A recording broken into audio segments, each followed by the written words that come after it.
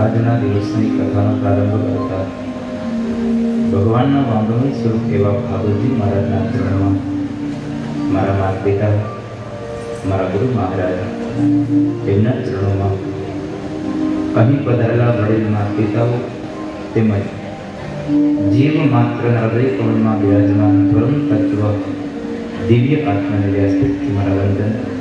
આપ સૌને મારા જય શ્રી કૃષ્ણ, રાધે રાધે.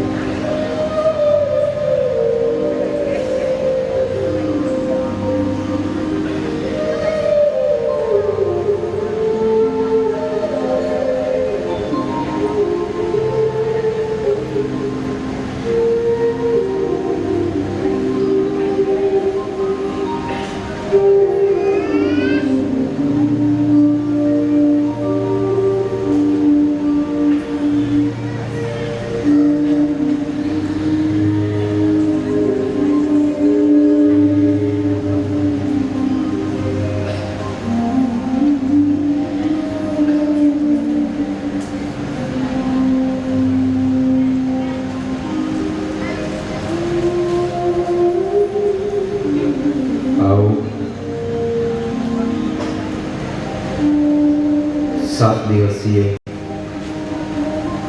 श्रीमद् भागवत सप्ताह महीनाનો પ્રારંભ કરતા અંતિમ દિવસની કથામાં થોડી ભગવત ચર્ચાઓ કરીએ, પણ ત્યાં પહેલા આપણા રોજના કર્મ અનુસાર પ્રાર્થનાનું એક પુષ્પ ભગવાન શ્રી હરિના ચરણારવિંદમાં સમર્પિત કરીએ. 6 દિવસથી આપણે રોજ સાથે મળીને ગાવાનો પ્રયત્ન કર્યો હતો. આજે અંતિમ દિવસ એ પ્રાર્થનાને સૌ સાથે ભાવથી ગાવાનો એક નમ્ર પ્રયાસ કરીએ. અપેક્ષા રાખીશ કે આપ સૌ લોકો આજે મારી સાથે આ ગોવિંદ દામોદર સ્તોત્રનો પાઠ કરશો. સાથે બીજી એક અપેક્ષા, આજના દિવસે આ કથાના મંડપમાં બેસી અને આ પ્રાર્થના કરીશું, પણ આવતીકાલથી આપ સૌ લોકો રોજના માટે આપણા ઘરની અંદર એક વખત આ ગોવિંદ દામોદર સ્તોત્રનો પાઠ કરો એવી અપેક્ષા સાથે આજની પ્રાર્થનાનો પ્રારંભ કરીએ.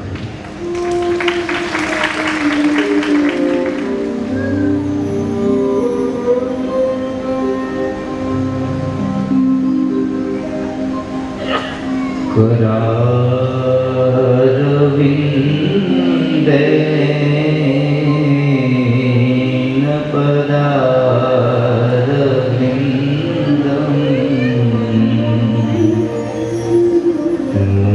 मुखारविन्दे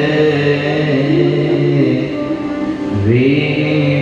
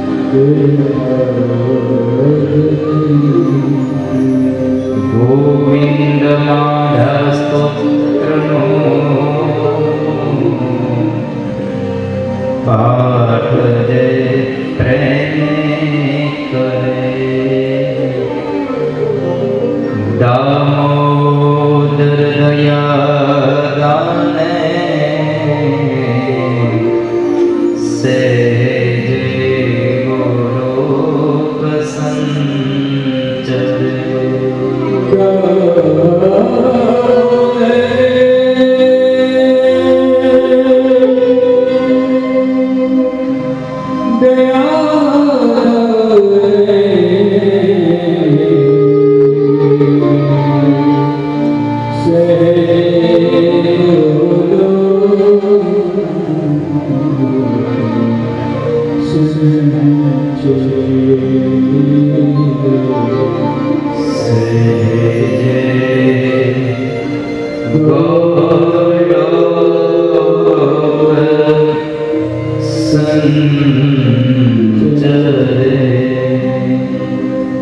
बोलिए श्री बालकृष्ण भगवान की जय।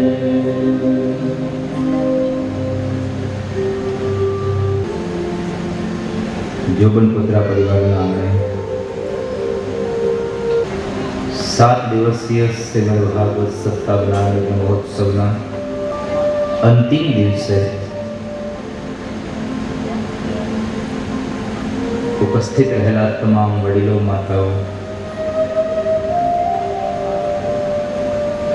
આમંત્રિત મહેમાન શ્રીઓ, સંતો, મહાપુરુષો, આપ સૌનું જોબનપુત્રા પરિવાર હાર્દિક સ્વાગત કરે છે અને આ બધાને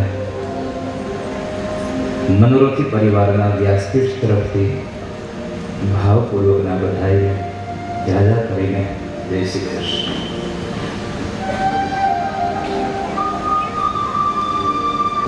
ગઈકાલે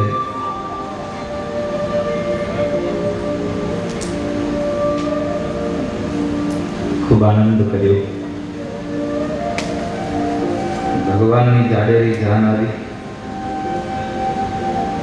અને ગઈકાલે ભગવાનના લગ્નોત્સવનો એ દિવ્ય પ્રસંગ ઉજવ્યો.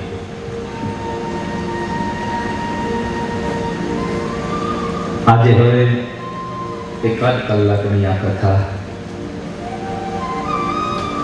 5-5:30 વાગ્યાની આજુબાજુ આપણી કથા વિરામ લેશે અને સૌ લોકો 7 દિવસનો આ ભેગો થયેલો પ્રેમ અહીંયા ફરી પાછા વિખૂટા કરીશું.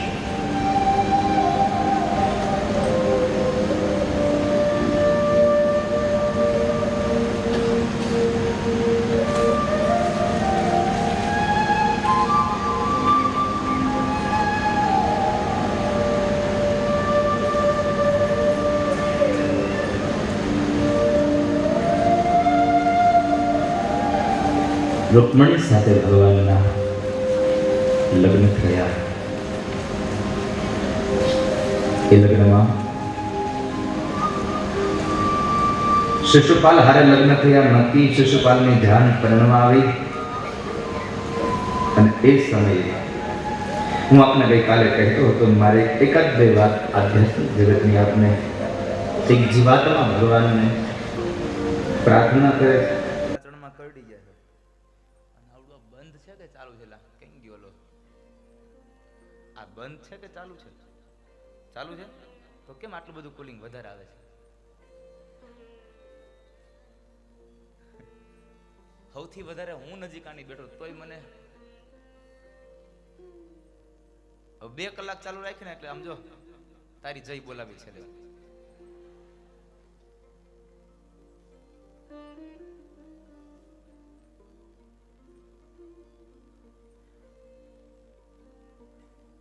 મચ્છર ઇમ્પોર્ટેડ છે, લાગણી વાળા છે, પ્રેમાળ છે.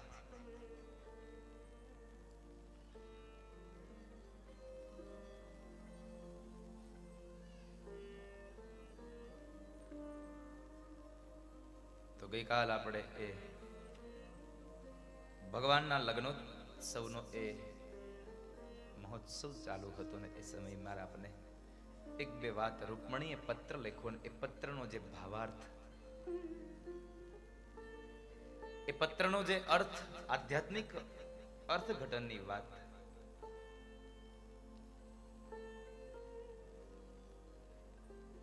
રૂકમણી એક બુદ્ધિ છે અને બુદ્ધિ ભગવાનને વરવા માટેની તૈયારીમાં હોય.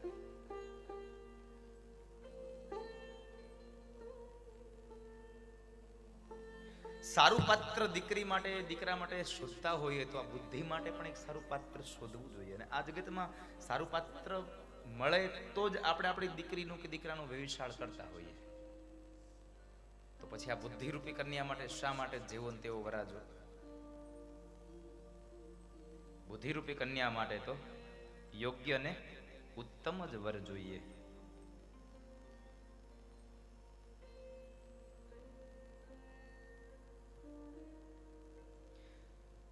આપણી નવધા ભક્તિ આવે છે. ભગવાન પ્રત્યે ભક્તિ, પેલી ભક્તિ કઈ? તો કહે છે ભગવાનના નામને સાંભળવું એ પહેલી ભક્તિ છે. એટલે તો નવધા ભક્તિમાં પણ પહેલા જ વેલા શ્રવણમ કીર્તનમ વિષ્ણુ સ્મરણમ પાદસેવનમ.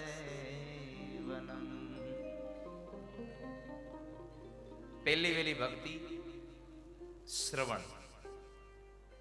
હા, શ્રવણ, સાંભળવું, કોઈકની વાતને સાંભળવી. ઘણાને ટેવ હોય, અડધી વાત ઓલો કરે ને ત્યાં તો એની વાત કાપીને પાછી પોતાની ચાલુ, પોતાનો જ કક્કો કૂટે. એટલે કોઈકની વાતને સાંભળતા પણ શીખો. આ કથાના માધ્યમથી એ જ મળવાનું તમને. ભાગવતના માધ્યમથી આજ મળવાનું છે.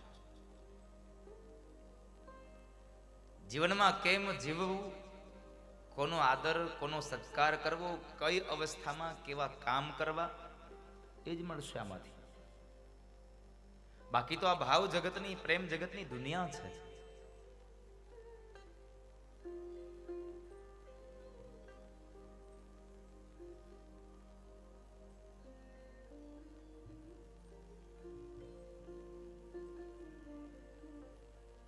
કોઈકની વાતને સાંભળતા શીખો.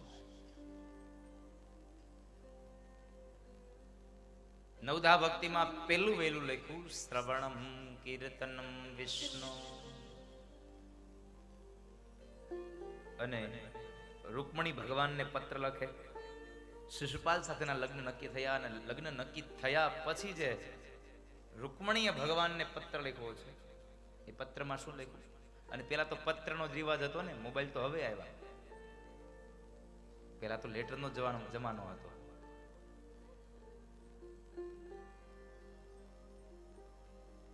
અમુક અમુક તો બિચારા પોસ્ટ ઓફિસના ધક્કા ખાધા છે ને, એટલા તો ઘેરે નહીં જાવ.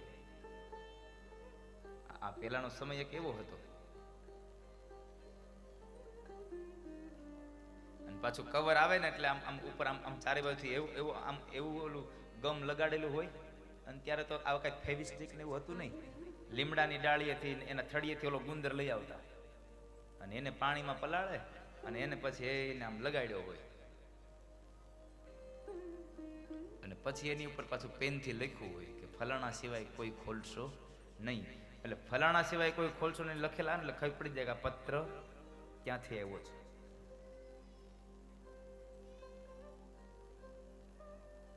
પણ એમાં એક પ્રેમ હતો, એમાં લાગણી હતી, કારણ એમાં રાહ જોવાતી હતી. અત્યારે જેટલો સમય સુલભ થયો એટલો માણસ દૂર થયો.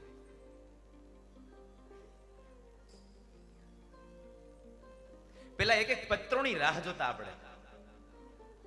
આજે મારો પત્ર ના આવ્યો, કેમ નહીં આવ્યો હોય? વળી પાછા બીજે દિવસે જઈએ, આજે આવ્યો છે? ના, આજે નથી આવ્યો. વળી પાછા જઈએ, આજે આવ્યો છે. અને એમાં 2-4 વખત જઈએ ન આવ્યો હોય અને ખૂબ આકુળ વ્યાકુળ બન્યા હોય ને એમાં ફરી પાછો પત્ર આવે ને જે રાજીપો વ્યક્ત થાય ને, એવો રાજીપો તો કોઈ દી વ્યક્ત ન થાય સાહેબ.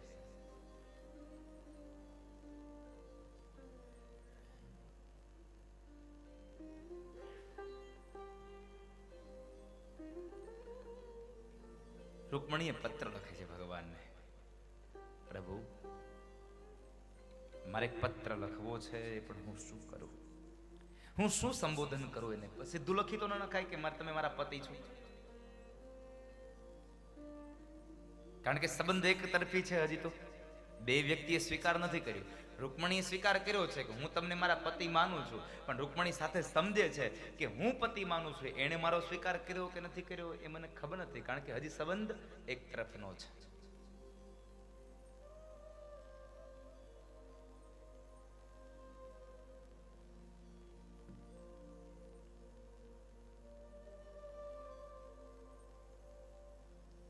એક તરફી સંબંધ હતો એટલે હું શું લખું.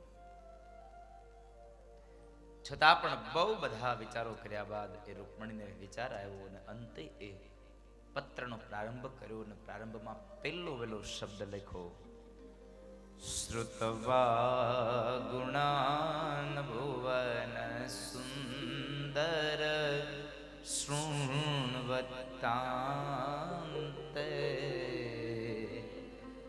નિરવિશ્ય કર્ણ વિવરે હરતોંગતાપમ.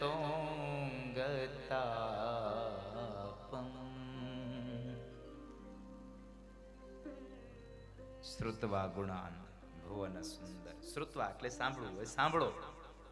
નવદા ભક્તિમાં પેલી ભક્તિ શ્રવણમ કીર્તનમ વિષ્ણુ. શ્રવણ એ પેલી ભક્તિ છે. અને અહીંયા પણ લખ્યું શ્રુતવા ગુણાન ભુવન સુંદર શૃણવતાંતે. શ્રુતવા સાંભળો. કોણ સાંભળો? તો કહે ભુવન સુંદર. આ ત્રણેયમાં જે ભુવનમાં સુંદર છે, જે સરસ છે, માત્ર રૂપમાં નહીં હો, સ્વભાવમાં પણ સારો છે. મેં તમારી કથાઓને સાંભળી અને મેં મારું ચિત્ત તમારામાં સમર્પિત કર્યું છે. કારણ કે જ્યાં સુધી કોઈ માણસને સાંભળીએ નહીં, જ્યાં સુધી કોઈ માણસના એના ઐશ્વર્યને, એના વખાણને, એના જીવનને સાંભળીએ નહીં, ત્યાં સુધી આપણને કોઈ દિવસ પ્રેમ ન જાગે એનામાં. એને જાણીએ નહીં ત્યાં સુધી પ્રેમ ન થાય. એટલે અહીંયા રૂકમણી કહે શું થયું? નિરવિશ્ય કર્ણ વિવરે હરતોંગતાપમ. મેં મારા કાનોથી તમારા ગુણાનુવાદની કથાઓને સાંભળી છે અને તમારા ગુણની કથા સાંભળ્યા પછી મારા બધા જ તાપો શમી ગયા અને મારું મન, મારું ચિત્ત તમારામાં લાગી ગયું છે. કારણ તમને તમારી ઓળખાણ થઈ અને ઓળખાણ વગરનો ક્યારેય પ્રીત ન થાય. જાને બિનું ન હોય પરતીતિ, બીનું પરતીતિ ન હોય પ્રીતિ. જાણ્યા વગર કોઈ દી પરતીતિ ન થાય, એટલે આમ લાગણી ન થાય. અને જ્યાં સુધી એના પ્રત્યે આપણને આકર્ષણ ન થાય ત્યાં સુધી કોઈ દિવસ પ્રેમ ન જાગે. જાણો નહીં ત્યાં સુધી પ્રેમ ન થાય. સાહેબ, રૂકમણીને પ્રેમ થયો ભગવાનમાં. પેલો શ્લોક લખ્યો કે હું મારું ચિત્ત તમને સમર્પિત કરું છું, હું તમારી સાથે સંબંધ બાંધું છું. હવે એક સ્ત્રી અને પુરુષ વચ્ચેનો સંબંધ કાંઈ એક પ્રકારનો જ ન હોય, અનેક પ્રકારના સંબંધો હોય. તો આ કયો સંબંધ? અને તમે વાલા લાગો છો એનું મૂળ કારણ છે તમારું કુળ અને તમારું શીલ. તમારું કુળ અને શીલ જોઈ અને કઈ એવી સ્ત્રી હોય જે તમારો સ્વીકાર ન કરી શકે? સામેના માણસનું એક એનું આમ વ્યક્તિત્વ જુએ એટલે ગમે તે માણસ હોય, ચાહે સ્ત્રી, કોઈ પુરુષની વાત નથી કરતો, કોઈ પણ માણસ હોય એનો સહજતાથી સ્વીકાર કરી શકે સાહેબ. કારણ સામેના માણસનું એક વ્યક્તિત્વ જોયું છે એટલા માટે. પછી એના સંબંધમાં, એના જીવનમાં એવું જરૂર નથી કે એક એવો જ સંબંધ હોય, પણ એ સંબંધના માટે, એ સંબંધના નાતે એ જીવાત્મા સાથે એની પ્રીત લાગે, એનું મન લાગે. વ્યક્તિત્વ જોઈને આપણે નથી કહેતા એ માણસ બહુ સારો છે, ન કે આપણો કોઈ સગો ન હોય છતાં પણ આપણને એના પ્રત્યે ભાવ હોય છે. અહીંયા રૂકમણીએ શું કીધું? તમારું કુળ અને શીલ જોઈ અને આ ધરતી પરની કઈ એવી સ્ત્રી હશે કે જે તમારો પતિ તરીકે સ્વીકાર ન કરે? આટલા શબ્દોનો પ્રયોગ કરી અને રૂકમણીએ કહી દીધું કે મેં તમને મારા પતિ માન્યા છે, મેં તમને મારા પતિ માન્યા છે, હું તમને સમર્પિત થઈ છું, હું તમારામાં મનને લગાવી બેઠી છું. અને જ્યારે દીકરીનું વેવિશાળ કરો ને ત્યારે 7 વસ્તુઓને જોજો. આપ સૌને મારી અત્યારના દીકરીના મા બાપને મારી એક વિનંતી છે કે જ્યારે તમે વેવિશાળ કરો દીકરીનું ત્યારે 7 વસ્તુ જોજો. એમાં પેલા શું જોવું ને કેટલામાં ક્રમે શું જોવું એનું હું તમને ક્રમ આપું અહીંયાથી, જે રૂકમણીએ વાત કરી છે. એટલે રૂકમણી ભગવાનને પત્રની અંદર બીજો શ્લોક લખે અને લખ્યું, કાત્વા મુકુંદ મહતી કુલશીલ રૂપ વિદ્યાવયો દ્રવિણધામ વિરાત્મતુલ્ય ધીરાપતિં કુલવતી ન વૃણીત કન્યા કાલે નૃસિંહ નરલોકમનો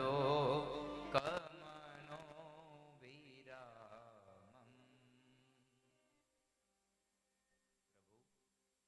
કાત્વા મુકુંદ, હે સાંભળો, મેં તમારા સ્વીકાર શું કામ કર્યો? પેલું વેલું મેં તમારું કુળ જોયું.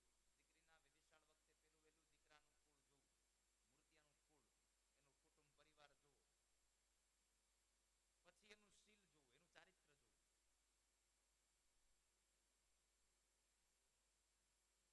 ત્રીજા સ્થાન ઉપર એનું રૂપ જોવું. ચોથા સ્થાન ઉપર એની વિદ્યા જોવું.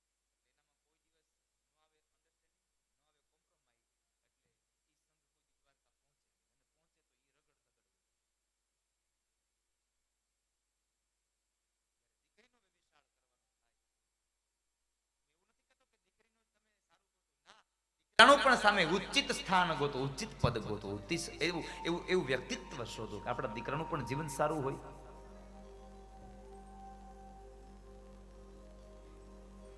દીકરી ભણેલી હોય અને દીકરા ભણેલો હોય નહીં, કારણ કે એમાં પૈસા હોય એટલે આપણે આપી દીધી હોય, પછી એમાં કોઈ દિવસ કોમ્પ્રોમાઇઝ નો સમય ન આવે. એ સમજે ને એકબીજાની વાતો, કારણ કે બેના વિચારો સદંતર અલગ હોય, બેની સમજણ શક્તિ સાવ અલગ હોય.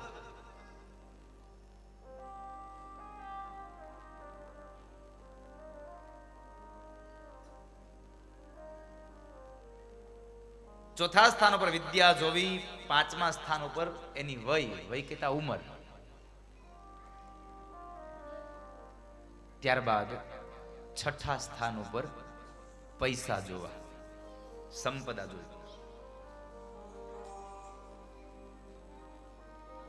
છઠ્ઠા સ્થાન ઉપર એને પૈસા જોવા, પણ અત્યારે તો વિદ્યા, વય, રૂપ, કુળ, શીલ આ બધું એક બાજુ થઈ ગયું. પૈસા વાળા છે, દીકરીનું વેવિશાળ કરી નાખાય. અને અત્યારની દીકરીઓને એટલી હામ લાગી છે, પૈસા વાળા હોય ને કરાય. પૈસા કરતા સૌથી પ્રથમ વાત એનું કુળ, એનું શીલ, એનું રૂપ. ક્યારેક તો હું જોઉં ને તો મને એમ થાય કે આ શું એને જોઈને કર્યું હશે. ક્યારેક હું લગ્નમાં આશીર્વાદ દેવા જાઉં ને તો મને અચરજ લાગે કે આ જોડલું કઈ આમ નથી દીકરીના માપ બરાબરમાં. એ દીકરો જે મૂર્તિઓ છે એને આપણે શું કામ ખરાબ કહેવો જોઈએ, પણ એના પ્રમાણમાં એની પ્રમાણે એની કન્યા હોવી જોઈએ.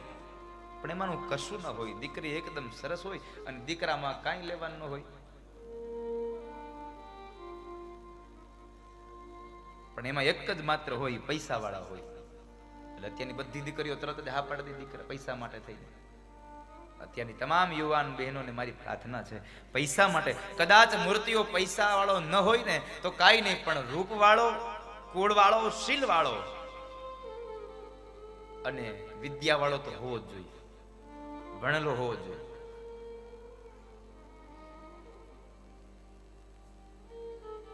ભણેલો હશે ને, ભણેલો એ કોઈ દી ક્યાંય આવી નહીં જાય. અભણ હશે નકરો પૈસા મેળવવા માટે થઈ અને ગમે ત્યાં આમ પેલા ડેરિંગ કર્યા કરશે અને એ પછી આપણને કહેશે કે અમારે જમાઈ આવી ગયા. તમારા જમાઈ નથી આવી ગયા, તમે આવી ગયા એમાં.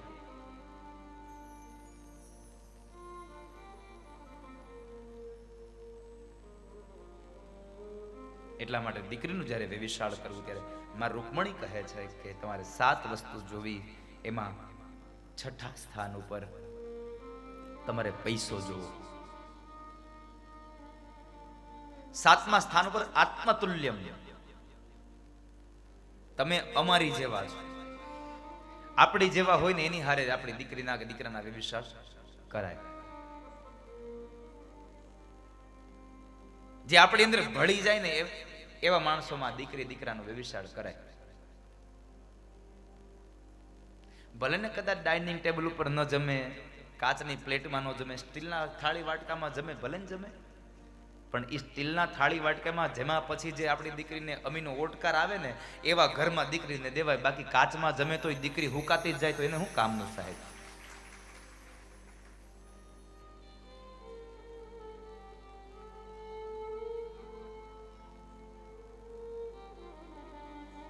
એટલે રૂકમણી કહે છે મેં તમારી અંદર 7 વસ્તુ જોઈ અને પછી મેં આપનો સ્વીકાર કર્યો છે. તમે જો મારો સ્વીકાર કરતા હોય તો મને લેવા આવી પડશે. તમારે એમ નહીં કહેવાય કે હા મેં તમારો સ્વીકાર કર્યો છે, આવી જાઓ. હું આવીશ નહીં. તમે જો મારો સ્વીકાર કરતા હોય તો તમારે મને લેવા આવી પડશે.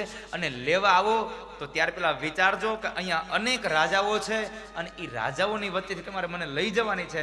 એટલે કાંઈ સામાન્ય રમકડાના રમત નથી. આવું હોય તો વિચારીને આવજો. હા, હું તમને એક મદદ કરી શકું, પણ એ પેલા રૂકમણીને વિચાર આવ્યો કે હું આ પત્ર લખું છું, પણ આ પત્ર મારે એના સુધી પહોંચાડવો કેમ? હું કેમ ને પહોંચાડું? આપણે ક્યાંક સંબંધ આપણે ગયા હોઈએ કોઈ પ્રસંગમાં અને એ પ્રસંગની અંદર કોઈક આપણો દીકરો યુવાન થયો હોય અને કોઈક દીકરીને આપણે જોઈએ, કન્યાને જોઈએ અને કન્યા આપણને યોગ્ય લાગે. જો કન્યા આપણને યોગ્ય લાગે તો આપણે સીધું કન્યા માટે માગું નાખી દઈએ છીએ. શું કરીએ? એ કન્યા કોની દીકરી છે, એ ભાઈ શું વ્યવસાય કરે છે, એ ભાઈ મૂળ ક્યાંના છે, એને આપણો હગો જે છે એમાંથી કોણ ઓળખે છે, વળી આપણો સગો એવો કોણ છે કે જે એની પાસે વાત કરે તો એનું વજન પડે. કેટલી જાતના આપણે વિચારો કરીને પછી આપણે માગું ન્યા નાખતા હોઈએ છીએ. આપણે સારો મીડિયેટર ગોતતા હોઈએ.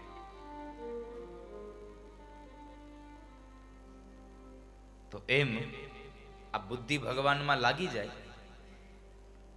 ભગવાનમાં સમર્પિત થઈ જાય, આપણું મન કોઈકમાં સમર્પિત થઈ જાય તો વચ્ચે વાળો માણસ તો જોઈએ ને, મીડિયેટર તો જોઈએ ને. વચ્ચેનો માણસ જોઈએ. એટલે એ વચ્ચે વાળા માણસ માટે અહીંયા એક બ્રાહ્મણને, સુદેવ નામના બ્રાહ્મણની શોધ થઈ છે. સુદેવ નામના બ્રાહ્મણને મીડિયેટર બનાવવાની વાત થઈ.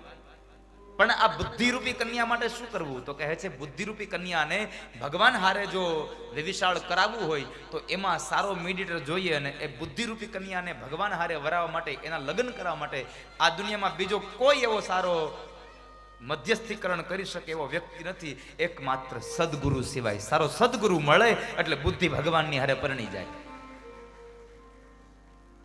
સારો સદગુરુ મળે તો બુદ્ધિ ભગવાનની હારે પરણી જાય.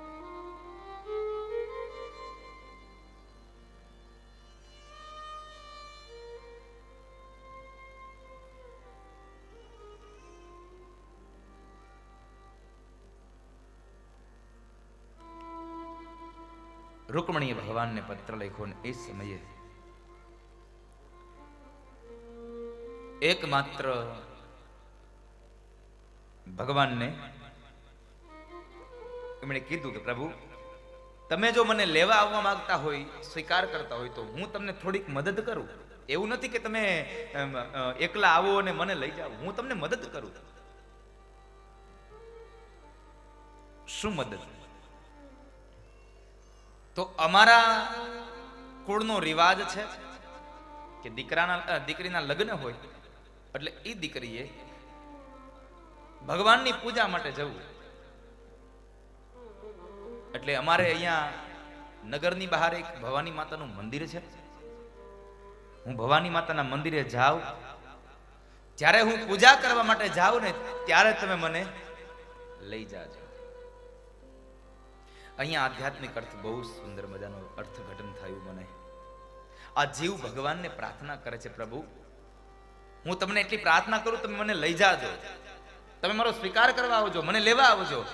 પણ એવા સમયે લેવા ન આવતા કે જ્યારે હું બીમાર પડ્યો હોઉં, હોસ્પિટલના પલંગમાં પડ્યો હોઉં, હું એકદમ સાવ સ્વચ્છ ન હોઉં, ત્યારે મને લેવા ન આવતા. તો મને લેવા આવવું હોય તો ત્યારે આવજો કે જ્યારે હું મંદિરમાં બેઠો હોઉં, તમારા નામની માળા જપતો હોઉં, અને જ્યારે હું પવિત્ર જગ્યાએ અને પવિત્ર અવસ્થામાં બેઠો હોઉં ને ત્યારે તમે મને લેવા આવજો. એમને લેવા ન આવતા, મને ત્યારે લેવા આવજો.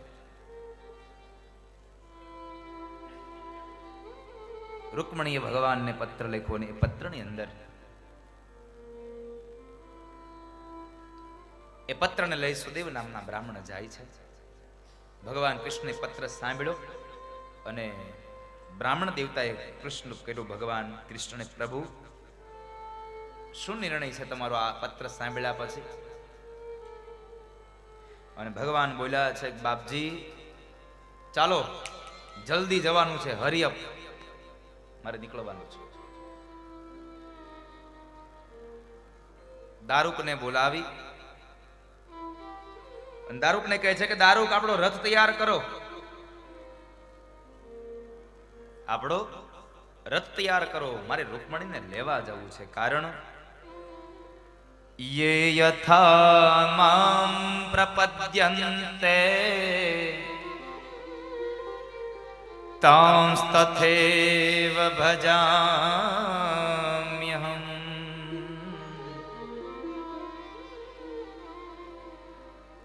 શા માટે લેવા જવું છે? એનું મૂળ કારણ ભગવાન કહે છે, જે મને ભજે એને હું ભજું, જે મને બોલાવે એને હું બોલાવું, જે મારામાં ચિત્ત લગાડે મારું ચિત્ત એનામાં લાગે. સંબંધ એક તરફી ન ચાલે, સંબંધ બેઉ તરફી.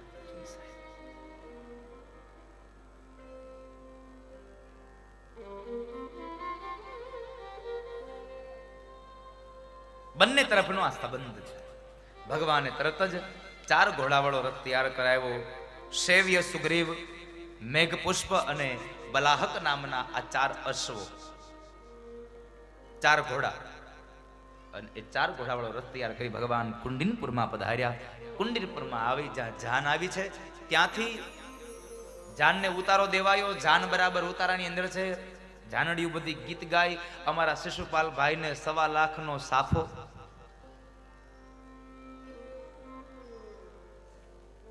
અને આ બાજુ ભવાની માતાના મંદિરે રૂકમણી ગયા અને રૂકમણી ભવાની માના મંદિરમાંથી પૂજા કરીને જ્યાં દાદર ઉતરે છે, ભગવાનનો 4 ઘોડાવાળો 4 અશ્વવાળો પેલો રથ આવ્યો અને એ રથમાં ભગવાને હાથ લંબાવ્યો અને રૂકમણીએ ભગવાનના હાથમાં રથ આપ્યો. હાથ પકડી રૂકમણીને રથમાં બેસાડી દારૂકને કહે છે કે દારૂક મારી મૂક મારા રથને. અને રથ ગયો. જરાસંધ આદિ રાજાઓ ગયા પાછળ, પણ કોઈનું કઈ ચાલ્યું નહીં. દાઉજી મહારાજે બધાને હરાવીને પાછા મોકલ્યા. શિશુપાલની જાન એમનેમ પાછી ગઈ. ભગવાનના લગ્નોત્સવનો એ પ્રસંગ આપણે ગઈકાલે ઉજવ્યો. મારે આપણે એ રૂકમણીના 2-3 શ્લોકોનો જે ભાવાર્થ આપને સંભળાવવો હતો આધ્યાત્મિક અર્થઘટનનો. એક ગઈકાલે વરાજો જરાક થોડોક ઉતાવળો થઈને આવ્યો ને અને રહી ગયું. ત્યારબાદ ભગવાનના દિવ્ય દાંપત્ય જીવનનો પ્રારંભ થયો. ભગવાનને ત્યાં એક દીકરો થયો અને એ દીકરો છે પ્રદ્યુમ્ન મહારાજ, સાક્ષાત કામદેવ.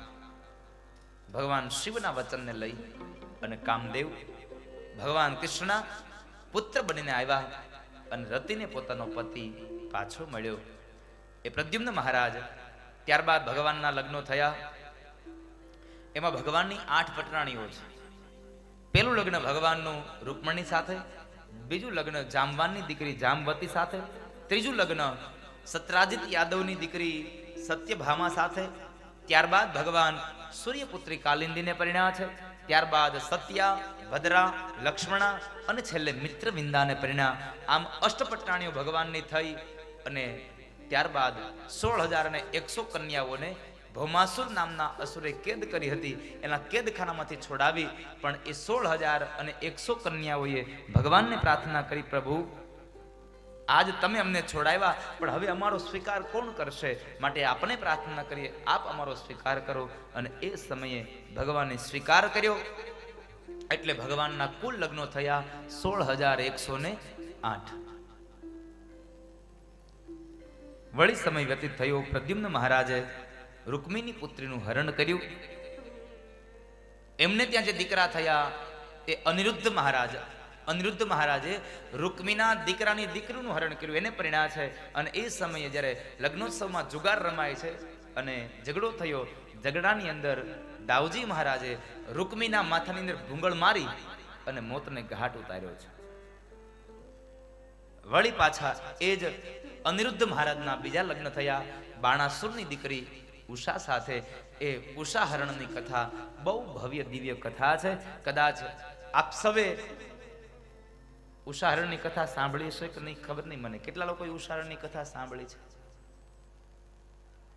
એક આના જેવી બીજી એક કથા છે ઓખા હરણની. ઓખા હરણ સાંભળ્યું? ઓખા હરણ કેટલા લોકો ઓખારણ સાંભળ્યું? જરા હાથ ચોકરામ ઓખારણ વાળા. હા, આમ મળતી આવે બે કથાઓ. ઉષારણની કથા મળતી આવે. ઉષારણની કથા સાંભળી કેટલા લોકોએ? સરસ. મેં પહેલા દિવસે કહ્યું હતું, ખબર છે? આપણે કથામાં જઈએ પણ કથા કોઈ દી આપણા ન આવે. શું કામ? એને આ ઉષાહરણ ને ઓખારણ કથા એક જ છે, પણ આપણે ખરખું ધ્યાન દઈને સાંભળ્યું હોય તો ખબર હોય ને. ત્યાં ગયા હોય પણ આપણું ધ્યાન તો એ નકરું ચોખામાં જોઈએ. આમાં એ ચોખાને એટલામાં કરે ને એમને ચોખ્ખો થઈ જાય.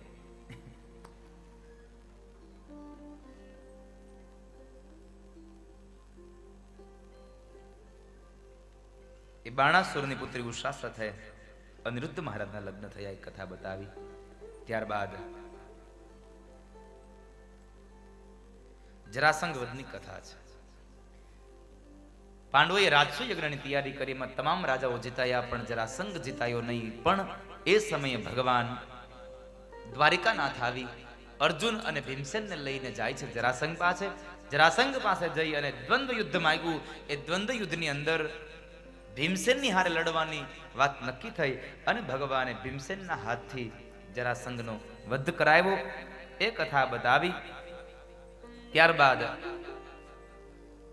જરાસંઘનો વધ થયો એટલે ઇન્દ્રપ્રસ્થમાં એક સરસ મજાની મંડળી ભરાણી અને એ સભાની અંદર એક પ્રસ્તાવ આવીને ઉભો રહ્યો કે આ પૂજાની અંદર અગ્ર પૂજા કોની? યજ્ઞમાં અગ્ર પૂજા કોની કરવી? એવું કોનું વ્યક્તિત્વ છે કે જેની અગ્ર પૂજા કરાય? કોઈ કહે ઇન્દ્રની પૂજા કરો, કોઈ કહે સૂર્યની પૂજા કરો. અનેક નામો આવ્યા છે, પણ એ નામોની અંદર એક યુવાન ઉભો થયો અને એ યુવાને નામ આપ્યું છે અગ્ર પૂજામાં કોઈ લાયક હોય તો માત્ર ને માત્ર એક કૃષ્ણ.